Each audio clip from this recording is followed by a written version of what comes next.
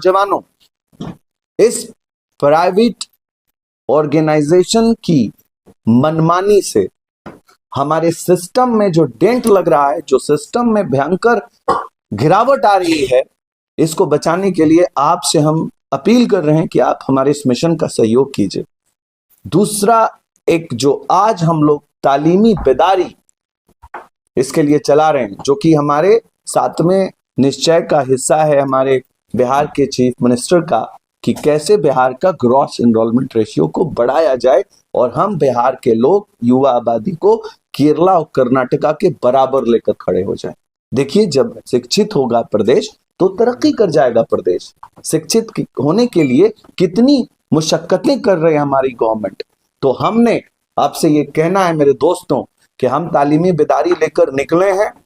हमारे साथ बिहार के एक्स मदरसा बोर्ड के चेयरमैन और प्रेजेंट अंजुमन तरक्की उर्दू के जनरल सेक्रेटरी उन बच्चों के बीच जा रहे हैं, मदरसा में जा रहे हैं जिन्होंने फौखानिया किया, जिन्होंने मौलवी की, और हमारी दूसरी टीम जो रोजमाइन एजुकेशनल ट्रस्ट की है, वो पूरे हिंदू, मुस्लिम, सिख, ईसाई सभी जाति, सभी धर्म के लोगों को जागरूक कर रहे हैं हम लोग घर घर जाके, कि कोई बच्चा ऐसा न रह जाए जिसकी माँ बंद कमरे में टॉस कर रही हो कि हेड आया तो बड़ी को पढ़ाएंगे, टेल आया तो छोटी को पढ़ाएंगे।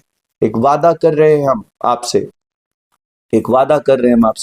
कि अब बिहार का कोई बच्चा ये नहीं कह सकता कि पैसे की कमी की वजह से वो टेक्निकल, पैरामेडिक, मैनेजमेंट और मेडिकल शिक्षा से व्यवस्था से नहीं जुड़ पाया। हमारी पूरी टीम मेंटोर्स की उसके साथ खड़ी है और उसको 100% स्कॉलरशिप 3 सेक्शंस में दिए जाएंगे, 3 सेक्टर्स में दिए जाएंगे, टेक्निकल, पैरामेडिक और मैनेजमेंट, ये 3 सेक्टर्स में उसको दिए जाएंगे। पूरा सपोर्ट मिलेगा उसको, 100% ट्यूशन फीस में उसको रिम्बर्समेंट मिलेगी। ये हमारा वादा है। हमने 25,700 सीटों का मेमोरेंडम साइन किया है पूरे भारत में। चाहे वो बच्चा कहीं भी पढ़ना चाहे, हम उसको पढ़ाएंगे, हम उसको पढ़ने की आजादी से जोड़ेंगे, पढ़ने के लिए। और एक चीज से अपील कर रहे हैं देश के बिहार के उन युवाओं से कि भाई, घर बैठे केमिस्ट्री ऑनर्स, घर बैठे हिस्ट्री ऑनर्स, घर बैठे ज्योग्राफी ऑनर्स, घर बैठे जर्नलिज्म, घर बैठे लॉ, घर बैठे ANM, घर बैठे, ये क्या घर बैठे, फिर घर ही बैठे रहोगे, एकदम घर बैठे रहोगे। Entire duration of the course के लिए निकलो और अपने सही समय से 17 साल की उम्र से 23 साल की उम्र में अगर अपने आप को कंस्ट्रक्ट नहीं किया तो बर्बाद हो जाओगे, और आखिरी लाइन के बाद आपके रोंगटे सिहर जाएंगे। याद रखिएगा, मैं कोई बाबा नहीं हूं, अपनी एक्सपीरियंस से 17 साल से कह रहा हूं, 17 साल के एजुकेशनल डिपार्टमेंट के साथ जुड़ के काम करके, काउंसलिंग की व्यवस्था से जुड़ के काम करके, एक एक्सपीरियंस से कह रहा हूं कि जिनकी भी औलादें इस वीडियो को देख रही हैं और जिनके पेरेंट्स इस वीडियो को देख रहे हैं, जिनकी औलादें उम्र 16 साल से लेकर 23 साल तक अपने घर छोड़कर निकलेंगी नहीं, अपने आप को कंस्ट्रक्ट करने के लिए सही निर्माण का समय यही है। याद रखिए, 16 साल से लेकर 23 साल की उम्र तक, यही एज जो है इनरोलमेंट, ग्रॉस इनरोलमेंट रेशियो को बढ़ाता है भारत सरकार के।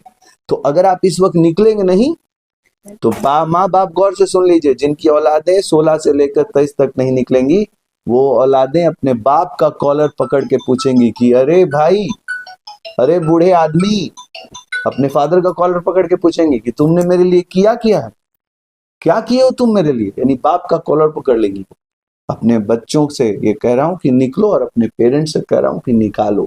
यही एक रास्ता है कि entire duration of the course quality education से जुड़ा जाए। अमीर और अमीर हो रहा है, IIT में जाकर, NIT में जाकर, एम्स में जाकर, IIM में जाकर, और गरीब होता जा रहा है। इसका वजह क्या है? क्वालिटी एजुकेशन सिस्टम से ना जुड़ना कारण है, बस। तो आज हम लोग जो सरकारी एक्शन लेने के लिए, हम लोगों ने सरकारी मैसेज तक जुड़ने के लिए, हमने जो आपके साथ अब्दुल क़य्यूम अंसारी साहब को बुलाया है कि हमारे सारे पैगाम सरकार तक कैसे पहुंचे,